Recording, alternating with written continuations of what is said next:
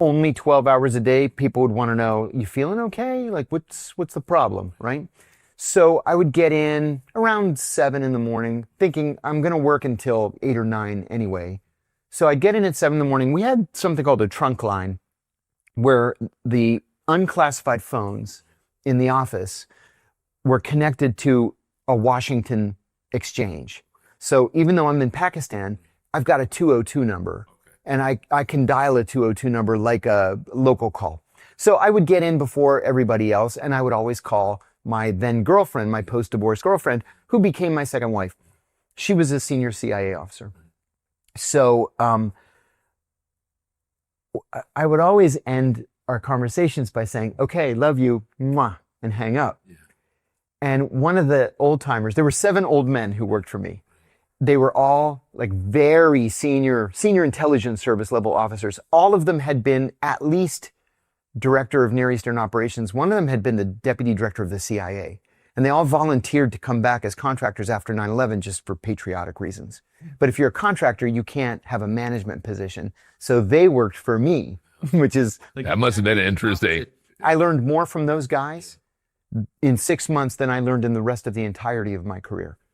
But anyway, one of them heard me finish the call and hang up. And he says, so, are there wedding bells in the future? And I said, oh, I don't know. I just got divorced and I'm kind of afraid of being a 2-time loser. And he says, 2-time loser? Jim, how many times have you been married? He says, 4 for me. Dave, how many times have you been married? I got 5. Bill, how many times have you been married? 3. And he says, and I got 4. Don't worry about being a 2-time loser. It comes with the job. Well, the truth is that the CIA has the highest divorce rate in all of government because you are trained to lie, and you lie all day, every day. And a lot of guys can't turn it off when they go home at night. And so I was watching another conversation you were having. If you don't mind me asking, how did that end? How did the first marriage end? In April of 2000, we were living in Athens. Tough assignment for me because we were critical threat for terrorism. Athens, Greece, to be clear, because there is an Athens, Ohio. Athens, Ohio. I think that's where your boy Joey Burrow's from. That's right. Yeah, okay. That's right. Yeah. So I'm shaving, getting ready for work, and my oldest son was 6 years old at the time. He's sitting on the floor next to me watching me shave. And I'm asking him, so what are you going to do today? What are you going to learn today? You know, what are you going to play at recess? And then he says to me, I told mommy she shouldn't kiss Uncle Stelios on the lips. She should only kiss you on the lips. And she told me to mind my own business. I felt like I had been electrocuted. So I wiped the shaving cream off my face. I went into the bedroom. She was sleeping, and I kicked the bed. And she says, what? I said, who the fuck is Stelios? She said, where did you hear that name? I said, who is he? And then she said, don't believe everything a 6-year-old says. And I said, I'm going to leave before I do something that I'm going to regret for the rest of my life. And so I got in the car and I went to work. And that afternoon, she started calling me every 5 seconds. And I just would let it go to voicemail. Finally, the secretary came into my office and she said, John, your wife's on the phone and she's crying. I said, yeah, she should be crying. And she said, no, she was in a car accident and she's injured. And I was like, for God's sake. So she was calling my phone again. So I picked it up and I said, what?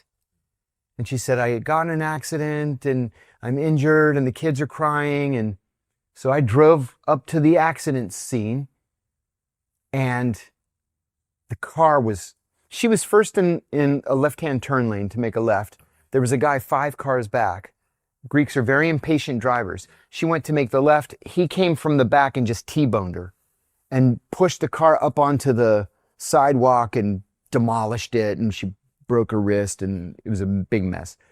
So I go up there and get out of my car, my fully armored, BMW 540 with, my 2 guns. And I said to him, what happened here? And he gets all excited. He says, your wife, inabutana. She's a whore. I said, my wife is a whore? And then he was in a coma for quite a while, 3 days. Oh, you had that built up. Any other day, Yeah. I would have let it go. Yeah. Any other day. So I got arrested. Oh, you did? Oh yeah. And How do you arrest the CIA station chief? No, I wasn't the chief. I said, look, I have diplomatic immunity. So, I'm sorry. I'm wrong. I admit I'm wrong, but I have diplomatic immunity. And they're like, okay, just sit in the cell. They left the cell door open and they let me keep my gun, which was nuts. Yeah. But then they brought me in and the guy, he was clearly concussed. He hadn't yet kind of, faded out. That was at the hospital later. But he was sitting there in a chair and he's just like, you could see like the birds tweeting, from the cartoons. And he says to me, so what happened? So I told the story. And then this is the police captain for the whole station. And he says to the guy, is that true? You called his wife a whore? And he said, yes, we got in an accident. She yelled at me and I called her a whore. I did not know that it is a crime to call a man's wife a whore in Greece. And so they charged him. Wow. And I said, listen, I can't get charged because I have diplomatic immunity, but in good conscience, please don't charge him. I beat him like almost to death. So they ended up dropping the charge. He filed a lawsuit against me later, but because I had immunity, it was just thrown out. And the only fight I've ever been in my entire life. And she said, I want a divorce. I'm not living like this anymore. And so the plane landed in New York. I caught a connection to Washington. She caught a connection to Cleveland. And that was the end of it. Was that the end of it for Stelios too? Yeah. Yeah, they didn't wind up together. Oh, no. The guy could barely read. That was, no. She was feeling lonely, and it was because I was so focused on the job. Well, it's very hard to maintain a marriage in the CIA. Very much so. Very, very much so. Are you a good liar? I think I am a good liar, yeah. Why? Why am I a good liar? Because deep down, I believe we're the good guys. And lying in service of my country was something that I became good at. I remember my first operational boss telling me, as a general rule, he said, never lie to medical, finance, or security. They'll put you in prison. Never lie to me. I'll put you in the hospital.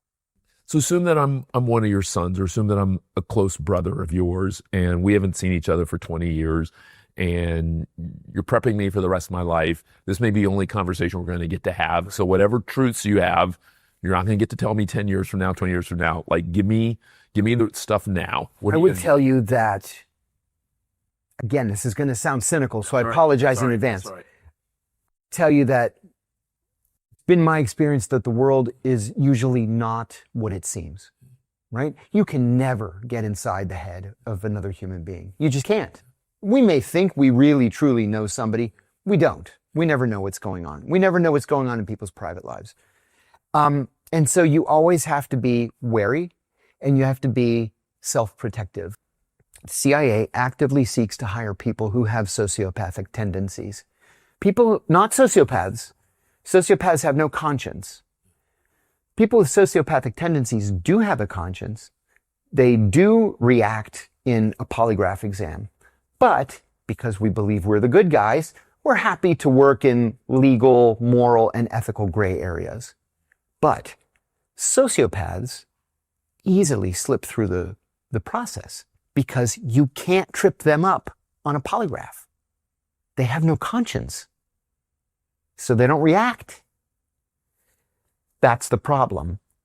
Sociopaths slip through. Now, you know as well as anybody that sociopaths are common among C-suite officials in companies. That's how they got to be CEO, CFO, COO.